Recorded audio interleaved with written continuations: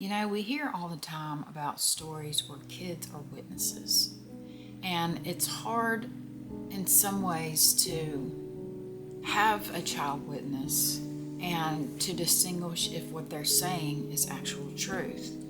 Now, in this case, her own son is turned against her for false promises. It's a sad story about a witch. Her name is Ursula Kemp, and she was a self-proclaimed healer. She loved to help her neighbors. She healed the sick. She was a midwife. She was a cunning woman, which meant that she helped people that were bewitched. She would help people get spells off them if she felt there was a spell on them. She was a healer.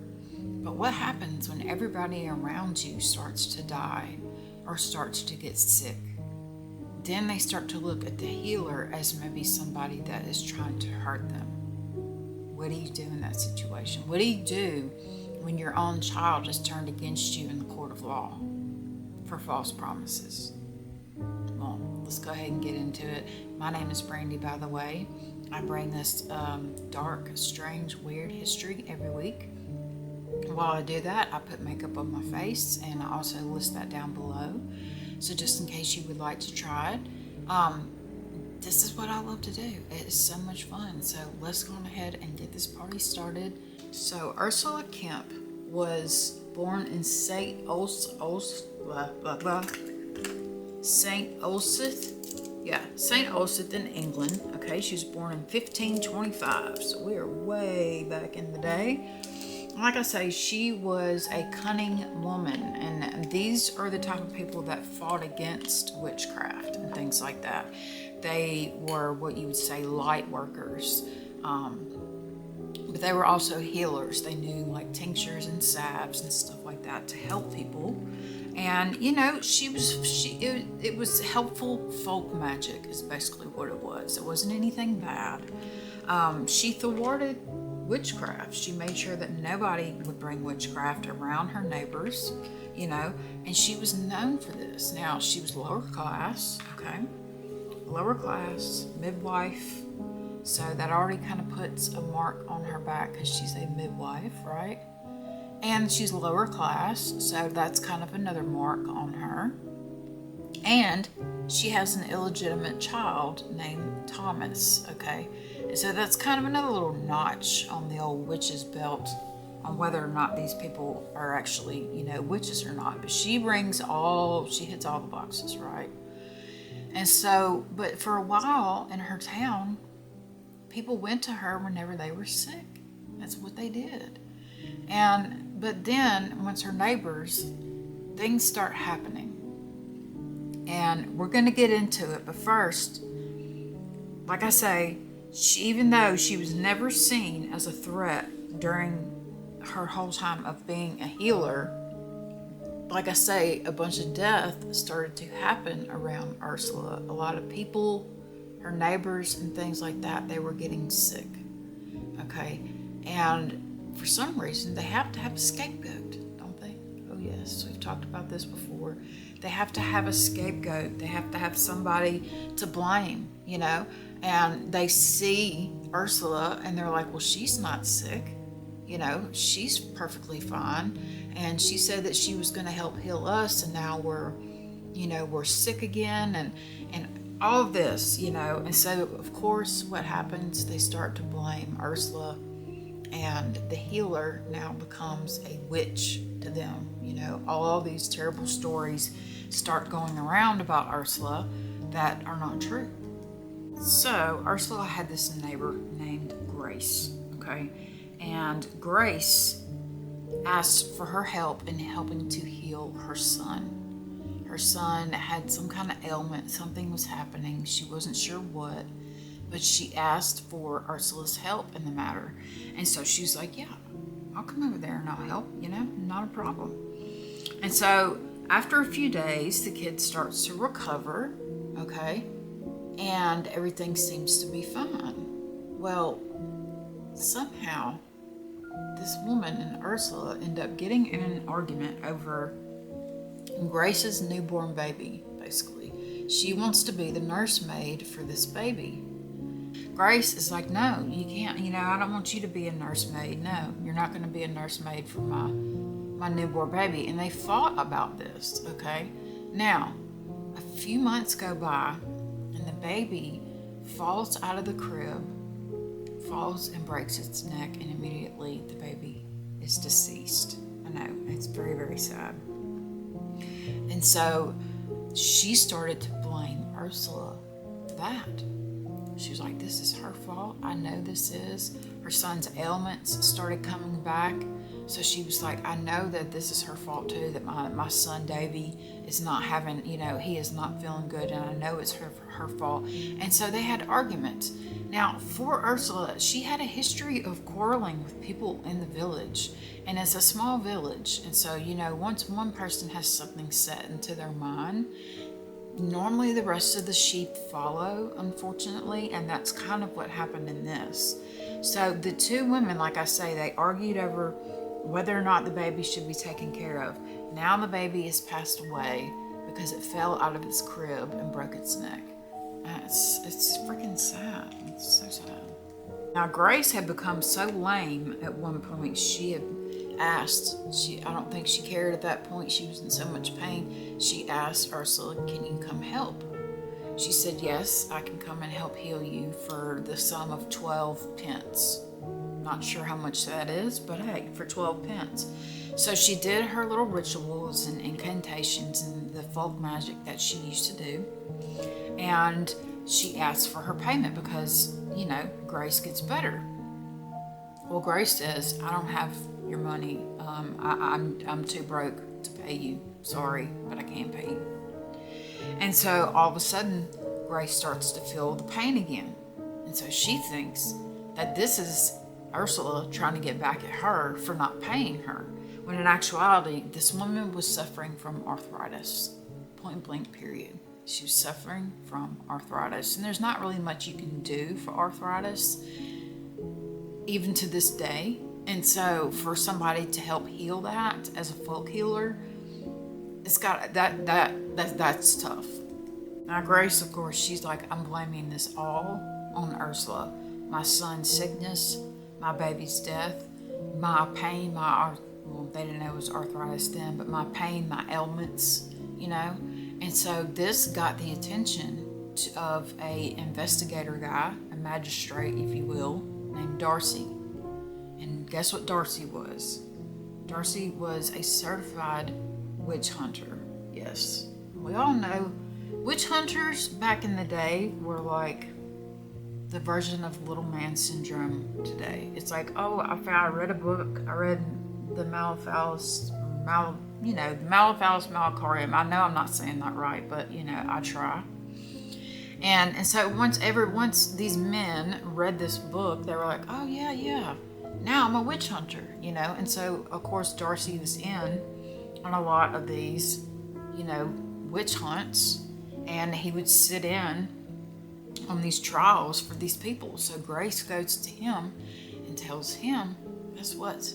I've asked for all these things, and she is, she's making me sick. She killed my baby. She is keeping my son ill. Instead of maybe taking some kind of responsibility for yourself, maybe don't put the baby in a crib where it can fall out. Maybe that, I don't see how that is Ursula's fault, but hey, and even the kid being sick, this is during a time where people are poor, people are starving, people are doing what they can to get by. So what do? They take Ursula in. Yes, they do. They take her in, and the magistrate, starts asking questions. And during this time, they didn't have like a bail set. You basically bartered for your freedom. And so she thought she was doing a good thing by saying, okay, I'll tell you whatever you want to know, with them giving her false promises of, oh yeah, don't worry. If you tell us the truth, we'll be lenient on you, right? It's exactly what they were saying. This Darcy guy's like, if you tell us the truth, then we'll be lenient on you. And kind of keep that in mind for here in just a little bit, because this is the same line they use on her illegitimate son, who was only 8 years old. 8 years old, yes. don't worry, we'll get there. And so this Darcy guy is like got an obsession with witches, obviously, because he's a witch hunter. And back then, witch hunters loved to hunt witches. And so they would use any and all reason that they could possibly find to persecute somebody as a witch. I mean, it was just point blank period. Even it's inside of a small community, like I say, once somebody says something, then everybody thinks it.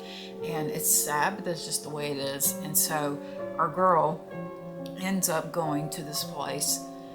She goes to jail, and they're in there asking her a lot of things. And so she's telling them a lot of things because they are promising her leniency. She gives up names of people. And whenever they dangle freedom in your face, it's like, oh, okay, well, if you give me this piece of information, then we'll let you out, for a little while. If you say this, then we'll give you a little bit more freedom and things like that. So she would tell them things that weren't true. Just tell them basically what they want to hear, their little witch hunter self, and, think that she's going to get leniency, right? So, of course, when you have one person come out saying something, you have others that are like, oh, yeah, guess what she did, So we have this lady named Alice in Alice Leatherdale, said that Ursula had asked her for, like, some scrubbing powder. Just normal, everyday scrubbing powder. And I guess this is when the rumors were kind of circulating about Ursula. And so this girl, Alice, said, no, I'm not going to give you any of the scrubbing stuff. Go away. You're evil. You're an old hag, blah, blah, blah, whatever she said, told her to get away from her. And so then later on, Alice's daughter, Elizabeth, sees Ursula muttering something under her breath in her direction. So according to Darcy, this is a key thing for witches to do, to say stuff under their breath for other people not to be able to hear it, because they're cursing them, basically. Okay, so we've got Alice talking about that.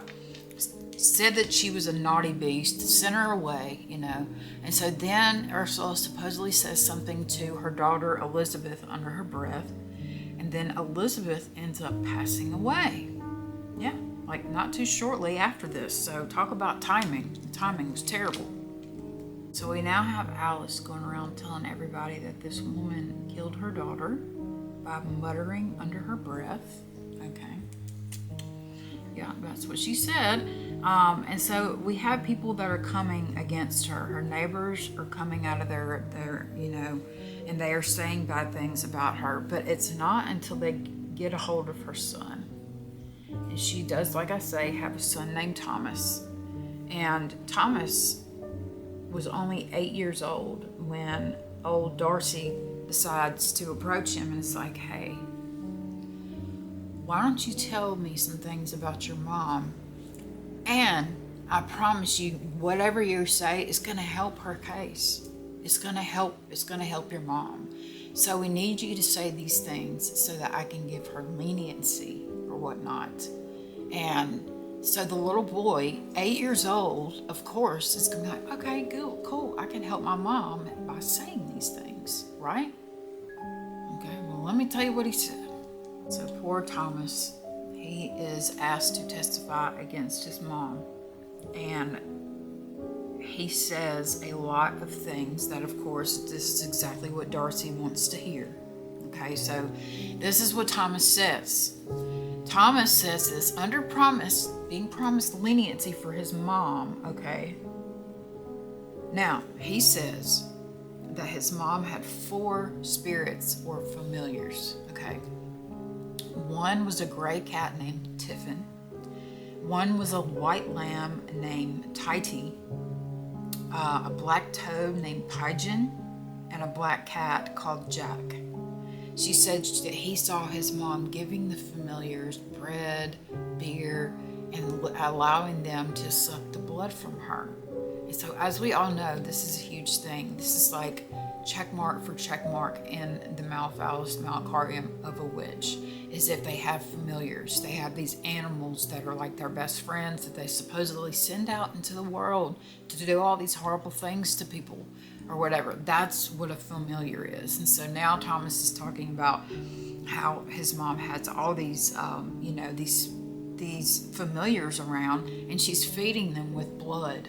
That's not a good thing. Now, Thomas goes on to say that he also saw Alice Newman visit his mom and was given a terracotta pot full of familiars, supposedly, is what this kid says. So you gotta remember, this is the Darcy guy telling him what to say. Saying, if you say all these things, this will help your mom get out of trouble. Sorry about that. There's dogs in here, as always. And, and so he thought he was helping his mom. And so he did what he thought was best. And he did exactly what Darcy said. And he said all these terrible things that were not true. And Alice got these supposed familiars. She brought them back later on. And she said that she sent them out to kill a man and a woman. And so then Alice Newman and Ursula were accused of the deaths of Edna Stratton and 2 children, which were Joan, the baby, and Elizabeth, the one that she supposedly murmured at. So now they're being charged with murder because of what the 8-year-old said. Now, do you really think she's going to be getting any kind of leniency with all of these things coming out? I don't think so. Now, while all this is happening, they are keeping Ursula in jail in a place called the Cage. And every once in a while, they would stick her on a platform somewhere and just have her hanging, in public places, around the market and things like that, so that everybody could see this witch, right? There's no telling. I'm sure they threw stuff at her, kind of like the humiliation part that we talked about in torture. That's what they were doing to her. They were trying their best to humiliate her. And they wanted everybody to see this witch, that Darcy was presiding over this, and he was going to get this witch. And, he was going to be the top dog of everybody. And everybody was just going to think he was so totally awesome, right? And so anyway, Darcy says that he ends up talking to Ursula one-on-one. And she does a full-on confession, supposedly. Okay, that's what he says. She has a full confession with me. She tells me all of these things. Okay, so this is what she says. Ursula supposedly said that 10 years ago, prior to this, that she had lameness in her bones as well. And she had gone to see a local cunning woman. I don't know if she was living in the same place, but I'm pretty sure she was. We don't know who this cunning woman is. But she told her that she's like, Ursula, you've been bewitched. You need to unbewitch yourself so that you won't have this lameness in your bones anymore, right? And so she teaches her a ritual to do with hog's poop, St. John's wort, sage, and charnel. And so Ursula did the ritual and she was healed. Okay, she cleansed herself and she felt better. And so she had 2 other women that were like, hey, it'd be awesome if I could feel that good. Do you think that I'm bewitched? Do you think that maybe I need a cleanse? And so for these 2 women, she did this ritual and it helped both the women. And so that kind of led her on her path to being a healer. So it sounds to me like in all this, she's trying to tell him, I'm a healer. I'm not somebody that is, I was cleansing people to try to rid them of their illnesses and things of that matter, But she does admit to having 4 familiars, the 4 familiars, of course. 2 of them were male spirits, and the male spirits were the ones that would go out and harm people, okay? And then the other 2 were female spirits. And what the female spirits supposedly did is they would harm livestock and kill, like grains and stuff like that, and people's wheat and all that kind of stuff. That's what she said that they were doing. And I'm telling you, she's saying all this because this man is saying, hey, I'm going to let you go if you say all these things. I'm going to let you go. I'm going to let you go. She ends up implicating 12 other women in this because she's bartering for her freedom. Remember that. There's no bail. There's just a bartering for your freedom. And she ain't got much. She's lower class. She's got an illegitimate child. She's a midwife. She's a healer. She uses herbs. She does all these things that screams witch. It's Ursula also told him that she sent familiars out to make Grace lame, okay, and to kill Joan Thurlow, the little baby that she couldn't take care of or wasn't allowed to take care of. She admitted to that. She said she sent her familiars out to do that. And then she named, like I said, 12 other women, including this lady named Elizabeth Bennet, okay? Now, 2 were not indicted, 2 were held for other charges. So they didn't quite get them on witchcraft, but they found some other stuff, basically, they could get them for. 4 were acquitted, and 4 were guilty, but they were given some kind of reprieve, so they didn't have to, whether it was like a workhouse or something like that, they had to pay a fine or something, I don't know. But the only 2 people that got hung in this trial is this Elizabeth Bennet chick and Ursula. They both get hung in Chelmsford in 1582. Okay. Now, you think it ends there? No, not really. It does not. Because they end up digging up their bones. They discover in 1921 2 skeletons in an area that's not a place like it's not a cemetery. There's no graves marker. There is no box. It's just 2 bodies they found, and they unearthed these 2 bodies like on national television. Now, the bodies had iron plates through the wrists, like through the joints of the body, because back then, when they buried witches or vampires or werewolves or whatever they decided that they were, they would pound iron things into their joints and things like that to make them not be able to come out of their grave and get other people. And so they found these 2 skeletons, right? And they're like, oh my God, I bet this is Ursula and Elizabeth, right? So they unearthed these 2 skeletons and they keep them. And they actually put them on display for a little while in this this tourist attraction place or whatnot. And they paid an admission to see these witches. The way the bodies were found suggested that they were witches, obviously. And with the stakes in their hands and through their joints and things like that, everybody's like, oh yeah, we found them, right? Well, after they've been on display for a little while, somebody purchases the remains. It's 1963. A man named Cecil Williamson. He wants them for the Museum of Witchcraft, which is he displayed the skeletons in a purple silk-lined coffin, so that everybody that came to the Museum of Witchcraft would see these 2 skeletons of these 2 women, right? And like I said, they also found iron spikes with the body, which is a centuries-old custom meant to prevent those that believed witches and vampires and stuff like that could actually leave their graves to disturb the living. And so that's why, like I said, they did that. Now, in 1999, the remains were sold to a guy named Robert Lewinsky, I'm not sure of how to say that, who put the bones in his library. Just as like decoration. Yeah. Total decorations. Like, yeah. But then after he passes away, it's not too long that the Museum of Witchcraft get the bones back, and that's where they are today, is in the Museum of Witchcraft. So you can actually go there and see the skeletons of these 2 women with the iron, but I'm not saying that they absolutely know for sure that this is Ursula and Elizabeth, because obviously during that time a lot of people were killed for witchcraft, but they're pretty sure because of the place they were found, the way they were found with the spikes, and how they were buried with no box and no cemetery. They would not get a funeral, these people. They would just get put into a hole and cover them up. And so poor Ursula, even in death, ends up being shackled because they think that she's going to come back from the grave and get people, which is super sad. And the fact that she's a midwife and that she helps her community.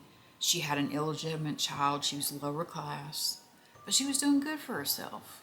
She loved to help her neighbors and be as much help as she could. how much help can you help somebody that has arthritis with herbs? There's a lot of salves and things like that that obviously can be used, but it's not a cure-all. Arthritis is just something that comes with age, as we all know now. But back then, they didn't know that. They thought that they could be healed, you know? And so when they weren't healed, they blamed the healer and turned her into this crazy witch person that she really wasn't. She was just a cunning woman with a lot of knowledge of folk magic. And she was always wanting to cleanse people, to make sure they weren't bewitched. You know, we want to cleanse you, want to make sure that nobody has put a curse on you, anything like that. That's what we want to make sure of. That's the kind of woman she was. And so for her neighbors to turn her into this monster of a person, to where the whole town ends up they stop talking to her. Her son goes against her in court, thinking that he's helping her, because there's grown-ups telling him, your mom's going to be free if you say this, this, and this. And so he says this, this, and this, and then she ends up confessing to the same thing, and he turns that into, well, you just confessed to being a witch, so you're going to be hanged. Like, where was the bartering in that? Where was the freedom in that?